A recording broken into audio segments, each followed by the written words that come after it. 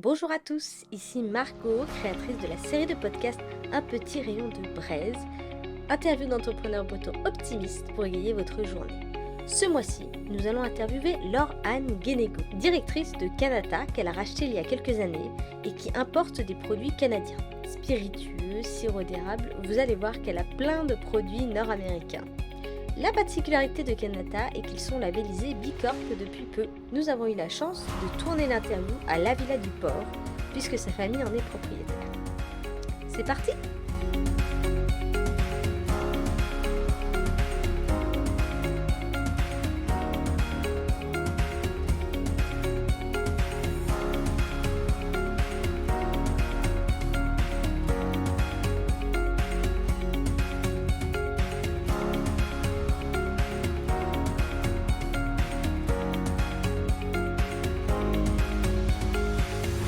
Merci d'avoir accepté cette interview. Tu sais de quoi on parle quand même ? Oui, de l'optimisme. C'est C'est ça, que je me trompe pas. Oui, moi du coup j'ai entendu parler de Kanata par les JDE, Bretagne économique, Oui. le fameux communiqué de presse. Qu'on a fait, oui, le communiqué de presse. Voilà, sur le label Bicorp, et du coup ça m'intéressait. Et puis j'ai fait le lien avec la Villa du Port, du coup ça m'intéressait effectivement de te rencontrer. Et puis parce que j'ai lu, pour moi c'était déjà de l'optimisme que de se lancer dans le label Bicorp. Donc, Oui, c'est vrai. Je pense que ça doit faire partie de l'optimisme. Ouais. On avait envie d'avoir ce label. C'était pas prévu au départ, mais toute l'équipe avait envie de l'avoir. Donc on a mis ça en place. On a commencé nos démarches il y a 2 ans. Alors on va parler d'optimisme, mais oui. Avant, si tu peux, petite question que je pose à chaque fois, si tu peux te définir en 3 tags, 3 mots-clés qui te tiennent à cœur, ce seraient lesquels ? Alors les 3 mots-clés qui me tiennent à cœur, c'est plutôt des univers de mots-clés. J'aime bien tout ce qui est évolution, donc par l'évolution, la découverte, le changement, les modifications, les créations. Je pense que l'évolution, ça me définit assez bien parce que ça fait partie de l'intégralité de mon quotidien. Toujours évoluer, toujours trouver d'autres solutions, ça c'est quelque chose qui me plaît. L'optimisme en fait partie aussi, c'est le sujet. Et le troisième, peut-être le rire, mais ça fait aussi partie de l'optimisme. Voilà, j'aime bien avoir des journées plutôt joyeuses, pleines d'entrain et vives. Ouais. Cool. Voilà les 3 mots. 2 mots, mais... Alors on est en Bretagne, Oui. donc j'aime bien dire qu'il fait beau plusieurs fois par jour, et je pense que la journée d'hier l'illustrait bien quand même. Avec les intervalles de soleil entre 2 pluies, c'était sympa. Si toi tu devais définir tes rayons de soleil dans une journée, 3 rayons de soleil qui illuminent ta journée, ce seraient lesquels ? Le plus grand rayon de soleil de ma journée, c'est quand je vois ma famille, mes enfants, mon conjoint et mes parents, mes frères également. Ça, c'est un des moments que j'aime bien dans la journée. Écouter la musique à fond dans la voiture quand je vais au travail, parce que je peux pas aller en vélo, donc je suis en voiture. Ça, c'est chouette aussi. Et le troisième moment, ça pourrait être contempler ce qu'il y a autour de moi, en passant soit dans la ville, soit au bord de la mer. Voilà. Ça peut être les 3 rayons de soleil de la journée. Mais il y en a plein d'autres. Ah bah oui, j'imagine. Ils sont pleins tous les jours. Il y en a plein. C'est chouette. Alors moi, j'aime bien allier l'optimisme à l'entrepreneuriat, parce que pour moi, les entrepreneurs sont une faune que j'affectionne particulièrement. On va dire ça comme ça. Je pense qu'on ne peut pas, pour moi, entreprendre sans optimisme. Et le monde de l'entreprise illustre bien quand même une certaine forme d'optimisme. Comment est-ce que toi, tu te retrouves là-dedans en tant qu'entrepreneuse ? Comment tu définirais l'optimisme ? L'optimisme, en tant qu'entrepreneur, il en faut une bonne dose tous les jours, de manière quotidienne, parce que sinon on n'avance pas. Je pense que l'optimisme, c'est quelque chose qui fait évoluer et qui est le moteur de l'activité de l'entreprise. Pour moi, c'est un moteur quotidien. Autant que pour soi, dirigeant d'entreprise, c'est aussi ce qui permet de motiver son équipe.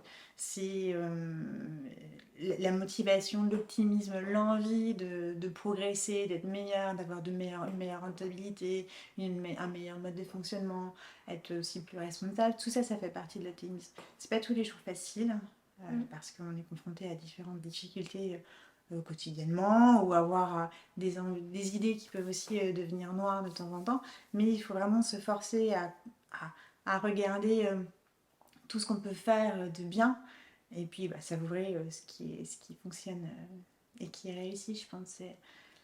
Est-ce que c'est un moteur? Oui, c'est un moteur essentiel, en tout cas en tant qu'entrepreneur. Il faut vraiment beaucoup d'optimisme, beaucoup de chance, beaucoup d'envie, de joie pour pouvoir le communiquer aux autres, le communiquer à soi, le communiquer à son entourage, ses clients également, parce que les clients sont vraiment très à l'écoute en fait de nos sensations, de ce qu'on ressent, de l'ambiance générale de l'entreprise. Si l'entreprise est terne, morose, c'est un peu plus difficile. Et l'optimisme, je pense que ça facilite vraiment les choses. Voilà. Et puis en plus, c'est important parce qu'on a tellement de choses à faire qu'on n'a pas le temps d'être pessimiste. Voilà. Il faut obligatoirement être optimiste, sinon ça prend tout le temps d'être pessimiste. Ouais. Alors tu parles d'idées noires, justement, qu'est-ce que tu fais quand tu as une idée noire qui germe en toi? Comment tu la traites? Comment je la traite? C'est assez simple, hein. J'ai une famille très présente, donc en général, j'aime bien aller voir ma famille, voilà, discuter avec eux. Ça remonte le moral. Ouais, alors en général, ils me disent non mais c'est bon, passe à autre chose. Il faut relativiser aussi parce que nous, alors chez Kanata, on a un métier qui est quand même un métier de plaisir, c'est du plaisir en fait pour moi. C'est pas des produits qui sont vitaux et essentiels dans la vie courante, c'est vraiment c'est du plaisir. C'est des produits un peu atypiques mais qui sont destinés à faire plaisir aux gens. Donc il faut aussi relativiser, il faut vraiment avoir beaucoup de calme et de recul. Je pense qu'il faut regarder ce qui se passe ailleurs. Est-ce que fondamentalement ça va changer les choses ou pas quand on a fait quelque chose de mal ou pas bien ou quand on a un mauvais avis? Ouais, il faut prendre du recul. Donc ouais, je vais souvent voir ma famille qui me rebooste un peu.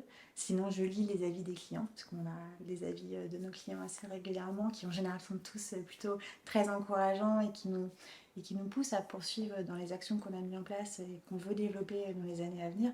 Et ça, c'est vraiment un fort moteur, un moteur de développement, ouais. Et d'envie et de reboost. Il y a des événements qu'on arrive à maîtriser. Ceux qu'on n'arrive pas à maîtriser, c'est un peu plus délicat. Le contexte externe, le climat un peu tendu de guerre, ça c'est plus difficile. Néanmoins, je pense qu'il y a toujours quelque chose de positif à en tirer dans chacun des moments de la vie, sûr. Et alors justement, quand tu as un climat comme ça où tu peux pas agir, Qu'est-ce que je fais? Ouais. Bon, franchement, rien. Je me dis, ouais, t'inquiète, ça va le faire. T'inquiète, ça passe. Non, ça va passer en fait. Après, si j'y peux rien, je passe à autre chose. Qu'est-ce que je fais vraiment? Alors, mon équipe est là aussi, parce qu'en fait, quand on a un petit coup de mou, en général, personne n'a un coup de mou en même temps. Donc, il y a toujours quelqu'un qui est là, qui nous rebooste et qui nous redonne l'envie et qui nous dit ouais, c'est pas grave, t'inquiète, ça va passer. Donc, moi, je pense que on discute beaucoup avec les gens qui sont à Kanata, qui sont autour de nous. Et puis en fait, on regarde aussi le malheur des autres. Hein. Le malheur des autres, ça vous réconforte au final, parce qu'il y a toujours des gens qui sont pires que ça. Donc, comment on peut se plaindre quand on a quand on voit des choses qui sont plus graves et plus importantes au final, à moins qu'on ait un événement externe qui soit vraiment très très impactant, mais globalement sur les choses qui peuvent nous faire un peu broyer du noir, quand on relativise, c'est jamais trop grave en général. Voilà ce que je me dis. Alors du coup, tu as repris Kanata il y a 4 ans. Oui. Est-ce que tu as été confrontée à des grosses difficultés? Alors j'imagine il y a 4 ans, c'est un plus le Covid, donc tu as vu le Covid. Mais est-ce que justement tu as été confrontée à des grosses difficultés ou des échecs et comment tu as pu rebondir par rapport à ça? Ah oui, des difficultés et des échecs, plein. Oh là, plein, plein, plein. Mais elles ont toutes été formatrices en fait. En fait, à chaque difficulté, et il y en a des assez conséquentes, par manque de connaissances du milieu économique dans lequel j'évoluais et des réglementations. Et sur le moment, c'est dur, c'est difficile parce qu'on se dit, ah, je vais pas y arriver, ça va être raide. Et, et en fait, à chaque fois, au bout de quelques temps, en fait, on en tire toujours quelque chose d'hyper positif et ça nous fait progresser, nous fait évoluer. Et ça, c'est top. Alors, bien évidemment, je ne souhaite pas de la difficulté à tout le monde tous les jours, parce que sinon, c'est pas drôle. Néanmoins, ça permet vraiment de progresser et on arrive toujours à trouver des solutions qui viennent pas forcément de nous, mais qui peuvent venir des personnes extérieures. On peut avoir des conseils. En fait, on s'entoure de gens, des gens qui ont aussi une vision très positive, euh, un regard externe, donc qui permet toujours de relativiser les choses. Et en général, il y a toujours des choses super qui en sortent, même par exemple pour faire nos tests d'emballage. Ça, c'est un petit détail, mais on a envoyé des colis, il y avait tout qui cassait, quoi. Sur 10 colis, il y en avait peut-être 5 qui cassaient au début. Donc au début, on se dit, ouais, ok, est-ce qu'on revient en plastique ou pas? Et en fait, c'était non, il fallait pas revenir, faut pas revenir en marche arrière. Donc on a trouvé d'autres méthodes, de nouvelles solutions, on a réfléchi, on a refait des tests, on a persévéré. On est allé voir des structures qui sont complètement différentes des nôtres. Et on trouve des méthodes pour progresser et s'en sortir. Je pense qu'il ne faut pas rester dans son vase clos. Il faut vraiment avoir un regard extérieur à 360 degrés de personnes qui sont dans notre secteur d'activité ou dans un autre secteur d'activité pour nous donner des conseils, pour améliorer nos techniques, pour améliorer nos productivités, améliorer nos marges, améliorer plein de choses. Et voilà, je pense que je dirais qu'il faut bien s'entourer de gens positifs, de gens qui ont aussi beaucoup d'énergie, d'idées. Alors tu parles beaucoup d'évolution. Ouais, peut-être, je me rends pas compte. Si, mais moi je trouve que tu parles pas mal d'évolution. Enfin, c'est pas tout le monde qui parle comme ça de l'évolution et du changement comme quelque chose de finalement excitant. Ouais. Et d'où ça vient? Comment est-ce que appréhender le changement de façon aussi positive? C'est D'où ça me vient je pense que ça vient du contexte familial dans lequel j'ai grandi. Euh, En fait, je pense que la vie, elle évolue tout le temps. Enfin, on n'est pas la même personne qu'hier, qu'aujourd'hui et qu'on sera demain. Et le monde change de manière quotidienne. Donc, il faut qu'on arrive à changer avec lui et qu'on fasse. J'ai pas l'ambition de faire changer le monde, loin de là. Néanmoins, on peut. Si j'attends sur les autres pour faire bouger les choses, il n'y aura rien qui changera. Donc, faire. Ouais, j'aime bien quand ça change, quand ça évolue, quand ça progresse, en fait, la progression. L'apprentissage aussi, ça permet d'apprendre. Euh, ouais, j'aime bien apprendre, construire. Mm. C'est quelque chose qui me motive. Et en plus, si on laisse quelque chose figer, en général, ça fonctionne pas très longtemps parce que ça se dégrade, il faut l'entretenir, il faut vraiment faire plein de choses. Donc, ouais, l'évolution, c'est vraiment quelque chose qui est important et qui fait que j'aime mieux mon monde aujourd'hui. J'aime mieux le monde aujourd'hui, peut-être que ce qu'il y a quelques années, je sais pas, peut-être, ouais. C'est étonnant parce que, donc, vu le contexte actuel, dire ça, c'est peut-être pas forcément le bien vu. bien vu. Néanmoins, néanmoins, non, je suis très confiante sur l'avenir. Je pense que ça va être. Ouais, ça va être top. J'aimerais bien revenir dans 100 ans ou dans 200 ans, voir comment c'est. Ouais, je suis certaine qu'il y aura des gens qui ont vraiment des super idées et qui arriveront à faire des choses extraordinaires. Mm. Alors quel est ton secret justement pour rester optimiste? Je sais pas, manger 5 fruits et légumes par jour, peut-être. J'en ai aucune idée. Quel est mon secret? Rien. Écouter de la musique, jouer avec le chat, je sais pas, lire, écouter mes collègues, lire les avis clients, travailler peut-être. Je sais pas si j'ai un secret. Je crois que j'ai pas de secret. Oh non, il n'y a rien de secret. Non, je pense qu'il faut. Ouais, faut pas prendre tout à la légère, mais. Faut quand même pas trop se prendre le chou non plus, quoi. Faut relativiser les choses. Ouais, faut relativiser les choses. Il faut il faut se prendre en main, il faut aussi agir. Et puis franchement, on n'a pas le temps d'être pessimiste. C'est trop court pour être pessimiste. Alors, si tu devais citer une inspiration, citation ou un livre qui te rebooste ou qui t'aide à rester optimiste, ce serait lequel? Un livre ou une personne Il y a plein de choses, il y a plein de gens qui... En fait, parmi les gens qui m'inspirent, il y en a des connus, hein, comme les gens de l'ancien dirigeant de Danone Emmanuel Faber. Qui quand même est plutôt inspirant. Mais c'est pas quelqu'un que je côtoie, donc c'est pas quelqu'un que je peux appeler quand j'ai quelques doutes. En fait, c'est plutôt mon quotidien qui m'inspire et qui fait que ça se passe bien. Après, il y a des livres, oui, il y a quelques livres, mais je ne suis pas une très grande lectrice. J'adorerais l'être, mais je ne le suis pas. Paulo Coelho, c'est un livre qui m'a quand même pas mal marqué. L'alchimiste. Et puis il y en a bien d'autres également. Mais là, on est plus sur, comme dirait mon conjoint, il va dire non, mais c'est très féministe. Donc, ouais, non, il y en a c'est qui pas m'ont forcément fait. mal. Benoît Groult, j'aime bien aussi. Ouais, il y a quelques. Mais c'est pas forcément lié à l'entreprise, c'est peut-être plutôt lié à un contexte autre. Non, il y a plein de choses qui m'inspirent. Plein de choses. Super, alors on va passer au petit quiz breton.